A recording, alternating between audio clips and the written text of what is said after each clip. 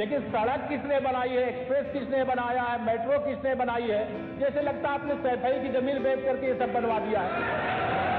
तुमने घर के अपने पिताजी से पैसा लाते हैं बनाने के लिए? तुमने राशन काटा तो पिताजी ने क्या बात है? कोई बात है क्या? बैठिए, आप भी बैठिए, राजेश जी आप भी बैठिए, सब लोग बैठे, आप भी बैठिए, सब लोग, नीम जी बैठिए, राजीव बैठो।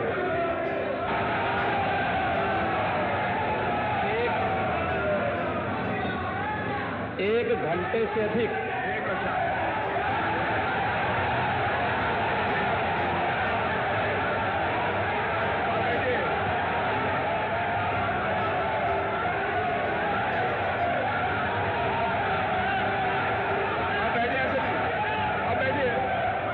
माननीय अध्यक्ष जी, नेता सदन खड़े हैं माननीय, आप अनुमति दे चुके हैं, उसके बाद ये शोर शराबा ठीक नहीं है, ये उचित बात नहीं। अध्यक्ष जी,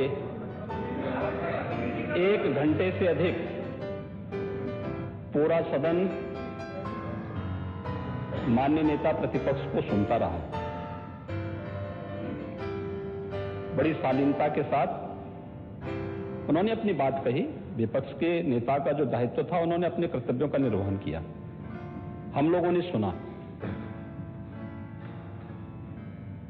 इस सदन में और सरकार के उप मुख्यमंत्री अपनी बात को रख रहे हैं, बीच में रनिंग कमेंट्री का मतलब क्या है? और दूसरा, एक सम्मानित नेता के खिलाफ असभ्य शब्दों का प्रयोग हो, तो शब्द का प्रयोग हो, तो ठीक नहीं है। और मैं बड़ी विनम्रता से कहूंगा नेता प्रतिपक्ष को कि आपको इतना उत्तेजित नहीं होना चाहिए। देखिए, सफाई की बात नहीं कर रहा हूं मैं, सवाल सफाई का नहीं है। देखिए, हम लोग भी जो विकास कार्य करा रहे हैं, या आपकी सरकार के समय जो विकास कार्य हुए होंगे, ये हमारी ड्यूटी थी। सरकार होती है और हर सरकार को अपनी उपलब्धि को कहने का अधिकार है। माननीय उप मुख्यमंत्री जी ने बिल्कुल सही कहा कि विकास, आपने कहा, आप विकास की जब चर्चा हुई तो उन्होंने जो बातें कही बिल्कुल ठीक ढंग से की थी। आपके यहां के दूसरे नेता या जब माननीय उप मुख्यमंत्री का यहां पर भाषण संपन्न होता, उसके बाद अपनी बात आप लोग कह सकते थे।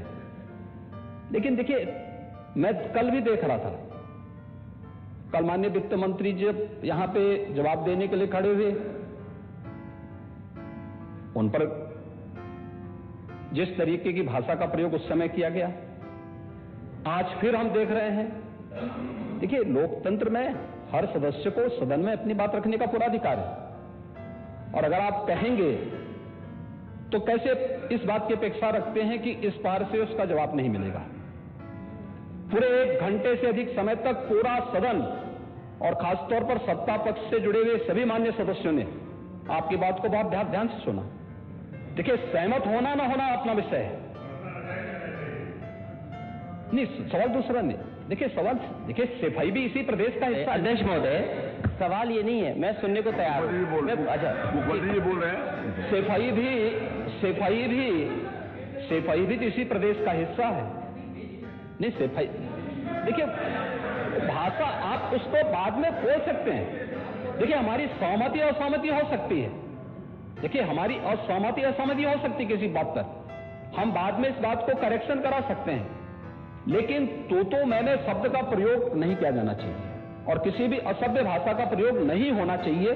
और मैं माननीय अध्यक्ष जी से अनुरोध करूंगा कि अगर इस प्रकार की शब्दावली प्रोसीडिंग का हिस्सा बनी है तो कृपया उसको हटवा दें, क्योंकि ये गलत परंपरा होगी और मैसेज का देश के अंदर खराब जाएगा।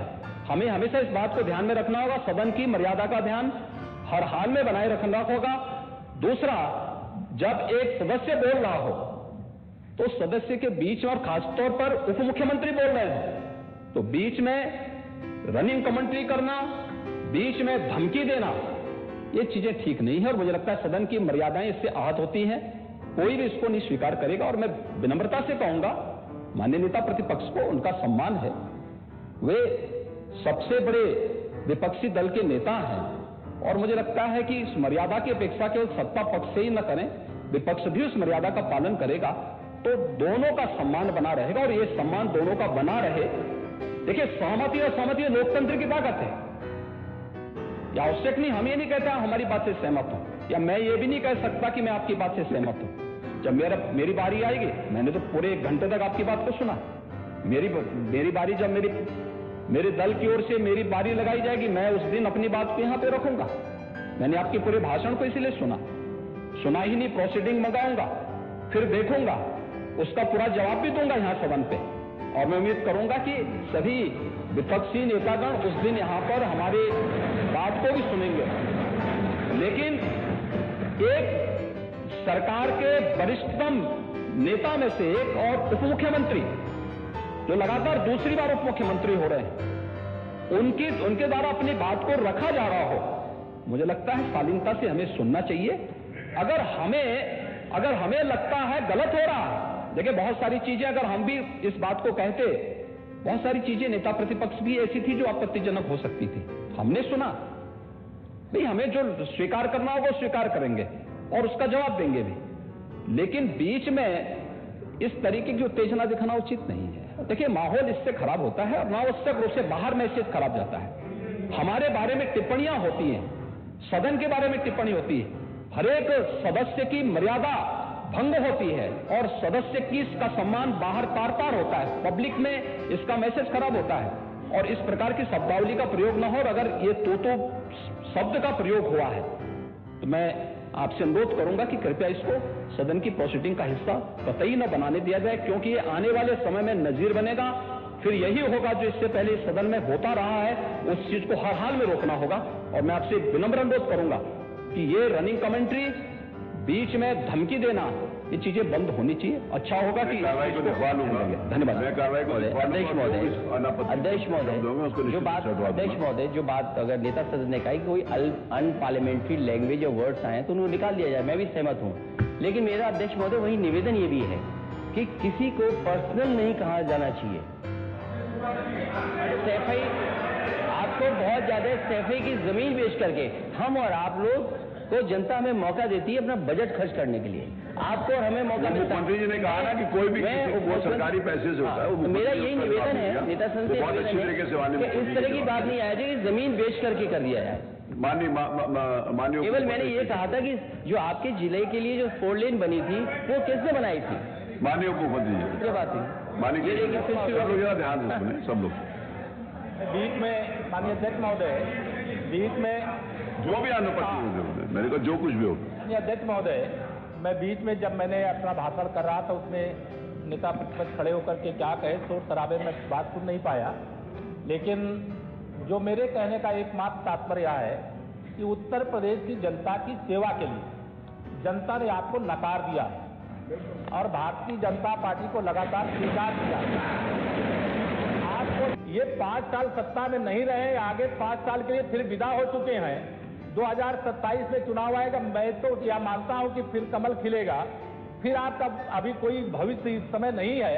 लेकिन सड़क किसने बनाई है, एक्सप्रेस किसने बनाया है, मेट्रो किसने बनाई है, जैसे लगता है आपने सैफई की जमीन बेच करके ये सब बनवा दिया है। तुम अपने घर के अपने पिताजी से पैसा लाते हो बनाने के लिए, तुमने राशन काटा तो पिताजी